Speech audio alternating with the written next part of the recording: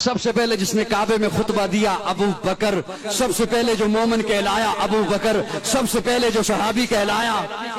ابو بکر، سب سے پہلے جس نے 40,000 دینار آقا کے قدموں پہ رکھے ابو بکر، جس نے بلال کو آزاد کرایا ابو بکر، جس نے عامر بن مغیرہ کو آزاد کرایا ابو بکر، آقا چل کے جس کے دروازے پر گئے ہیں ابو بکر، آقا کو جس نے اپنے کندھے پہ اٹھایا ابو بکر، جو غار میں سب سے پہلے داخل ہوا ابو بکر، جس نے اپنی چادر کو پھاڑا سوراخوں کو بند کیا ابو بکر، جس نے اپنی گود کا بستر بنایا ابو بکر، آقا کو جس نے اپنی گود میں سلایا ابو بکر، جس نے سانپ کا ڈسنا برداشت کیا آقا کو نہیں جگایا ابو بکر، جس کے آنکھ کے قطرے نبوت کے چہرے پہ آئے ابو بکر، آقا نے اپنا لعاب جس کی ایڑی پہ لگایا ابو بکر، جو غار سے سب سے پہلے باہر آیا ابو بکر، جو معبد کی جھونپڑی میں سب سے پہلے پہنچا ابو بکر، جس نے بکری کا دودھ دویا آقا کو پلایا خود خوش ہوا ابو بکر، جو قباء کے مقام پہ پہلے پہنچا ابو بکر، قباء کے مقام پہ پہنچ کر جس نے پیارے آقا پر اپنی چادر کو تان دیا ابو بکر، جس نے لوگوں کی غلط فہمی کو دور کیا